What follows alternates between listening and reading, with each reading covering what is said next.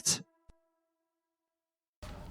Կա այսպիսի կարծիք, որ այս կոնվենցիան եւ այնուհետեւ դպրոցներում այս նմանատիպ առարկայի դասավանդումը կամ պրոպագանդումը կարող է երեխաների շրջանակում, մանավանդ երեխաները, որոնք տարիքային փուլ են ընտրված, փոքրության որոշակի ձևերի հանգեցնել։ Դուք ինչ վտանգներ եք այս մասով տեսնում եւ կամ դպրոցներում կան հոգեբաններ, չէ՞, արդյոք ավելի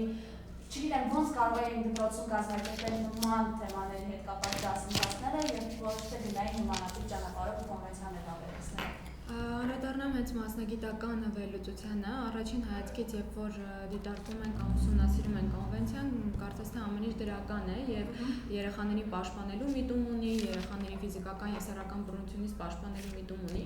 բայց այս ամենը միայն մակերեսային է, այսինքն եթե մենք մանրամասն ուսումնասիրում ենք կետերը, յուրաքանչյուր կետի ու հոդվածի տակ կա որոշակի հոգեբանական բաց թողումներ, որոնք որ հաշվի չեն առնվել եւ որոնք էլ կունենան բնականաբար հետագայում իրենց ազդեցությունը երեխայի առողջ հոգեկերտվածքի վրա։ Ուզում եմ նախ անդրադառնամ այն սահմանմանը, որը որ եթե չեմ սխալվում հոդված 3-ում են սահմանել, որ երեխա նշանակում է ցանկացած անձ, ում 18 տարին չի լրացել։ Այստեղ արդեն իսկ որոշակի խաթարում կա։ Մենք երեխա անվանում ենք մինչև 11 տարեկան լրացած անձանց, որովհետև 11 տարեկանից սկսվում է դեռահասության շրջանը։ Այո, եթե մենք դեռահասներին ենք տեղեկացնում սեռական կրթության, սեռական բռնության, բռնարարների եւ նմանատիպ այլ տերմինների մասին, այո, դա նորմալ եմ համարում, որովհետև դեռահասը պիտի իմանա նմանատիպ իրավիճակների մասին, պիտի լինի տեղեկացված եւ դասագրքերում էլ կա սկսած ֆիզիոլոգիայի, կենսաբանության դասագրքերում արդեն իսկ մարմնի կառուցվածքի, սեռական հարաբերությունների եւ նույնիսկ որոշակի անդրադարձ սեռական բռնությունների հետ կապված կա եւ դեռահասության տարիքում երեխան պատրաստ է այդ ամենը լսելու, պատրաստ է իր ուժերը մոբիլիզացնելու եւ որոշակի ստրատեգիաներ մշակելու եւ երկ գտնելու։ Իսկ արդեն մինչեւ 16 տարեկանը, 16-ից 18-ը մեզ մոտ պատանեկության շրջան է, որն էլ իրեն բնորոշ ունի այլ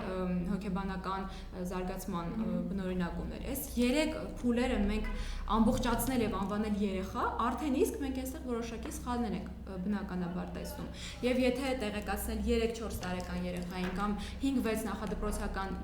եւ առաջին դասարանի երեխային, բնականաբար մենք այստեղ երեխայի հոգեկերտվածքի վրա մեծ ու բավականին բացասական ազդեցություն ենք ունենում։ Հոդված 6-ը, որը որ կարծես թե ամենա այսպես աղմուկ բարձրացած հոդվածն էր, որը ներառվում է ուսուցանումը, ինչ տարբերակով պիտի ուսուցանվի, ինչպես դուք էլ նշեցիք, դպրոցներում կան հոգեբաններ, որոնք պիտի անդրադարձ կատարեին։ Ես այդքան էլ վստահ չեմ, որ դպրոցում հոգեբանները զբաղվում են այդ իրավիճակում, որովհետև շատ դեպքերում անգամ դպրոցում հոգեբաններին չեն դիտարկում որպես այն մասնագիտական ոլորտում, որով որ իրենք պիտի զբաղվեին, շատ դեպքերում նրանք լինում են դասապատրաստողներ, դասատուներին, այսպես ասած, փոխարինողներ եւ շատ խնդիրներին անդրադարձ չի կատարվում։ Եթե դա իսկապես կատարեն հոգեբանները, եթե դա իսկապես կատարեն մասնագիտական որոշակի վերապատրաստում ունեցող անձիկ, բայց դեռահասության տարիքում մենք ունենանք որոշակի արդյունք, բայց իհարկե ոչ 3-4 տարեկանում։ 2010 թվականի եվրոպական սեռական կրթության ստանդարտները, երբ որ ընդունվեց, ըստ այդ ստանդարտների պիտի երեխաների տեղեկացվի որոշակի կրթություն տալ սեռական դասիրակության մասին։ Այստեղ մենք ունենք հետևյալ արտահայտությունը, զրույց 4 տարեկանի հետ, սեփական մարմին դիպչելիս ուրախության եւ հաճույքի զգացում։ Եկեք դուք ինքներդ պատասխանեք այս հարցին, ձեր 4 տարեկան երեխային, եթե դուք պատմեք սեփական մարմին դիպչելիս ուրախության եւ հաճույքի մասին, կամ անցանկալի հղիության մասին, երեխաները ավարտեն, երեխաները 3-4 տարեկանում, երբ որ տեսնում էին օրինակ հղիկին, ունենում էին հետևյալ հարցադրումը ծնողին, մայրիկ որտեղից է առաջանում, կամ տես մայրիկ կարծես թե գնդակ կուլ տված լինի այս կինը եւ մենք փորձում ենք այդ ամենը բացատրել երեխային միայն էմոցիոնալ դաշտում։ Եվ օրինակ երեխաները ծնվում են մայրիկի եւ հայրիկի ամուր սիրո հիման վրա, այսինքն մենք այս ամենը դիտարկում ենք միայն էմոցիոնալ դաշտում եւ որևէ սեռական տերմին անգամ չենք օգտագործում, որովհետեւ երեխայի հոգեկանը այդ տարիքում ունակ չէ այս ամենը ընկալելու։ Այստեղ կա ինքնաբավարարում մանուկ հասակում, հա 4 տարեկան երեխային բացատրել թե ինչ է ինքնաբավարարումը, այսինքն դիպչելով սեռական օրգաններին դուք ունենաս հաճույքի զգացողություն։ Սա նևրոտիկ ռեակցիա է, երբ որ երեխաները ունենում են էմոցիոնալ խնդիրներ ընտանիքում, նևրոտիկ վիճակ, ամուսնալուծված ընտանիքի երեխա է լինում կամ ունենում են որոշակի էմոցիոնալ խնդիրներ, իրենց մոտ առաջանում է կպչունություն։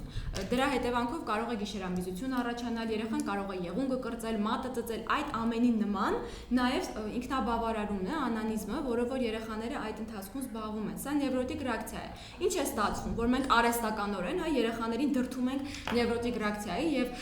որպեսզի երեխաները ունենան ստրեսային իրավիճակ, նևրոտիկ վիճակներ, որպեսզի հանգենք բացասական հոգեկերտված ունեցող երեխայի։ Իսկ դրանից զատ մենք ունենք, ավարտեմ Մարիամ ջան, մենք ունենք այստեղ նաև մեզ բոլորի շատ հայտնի տունտունիկ խաղը, որը որ այդ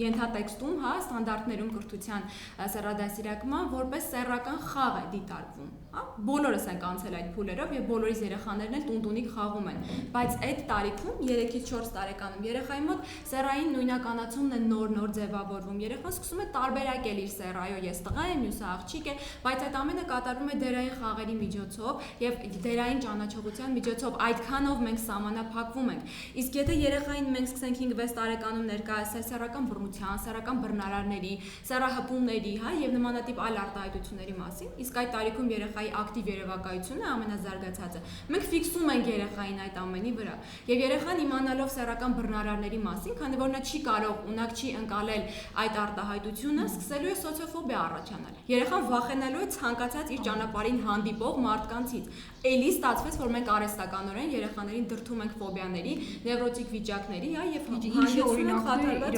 իրավաբանները իդեպ ասում են, որ կան քննչական մարմինների կողմից այդպիսի դեպքեր եղել են։ Որով այս բաները ես մի հատ ռեպլիկ եմ ուզում անեմ սրա հետ կապված, հա, ասենք աղբյուրներ են, որոնց իսկությունը եւ որոնց իսկությունը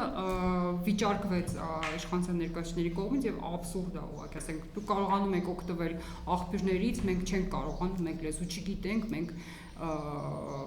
ինչ նշանակում սուտ աղբյուրներից եք օգտվում։ Ու այդ ցուցակը մարդկանց ուղղված ա եղել այդ սուտ տեղեկություններ տարածել հասկացությունը,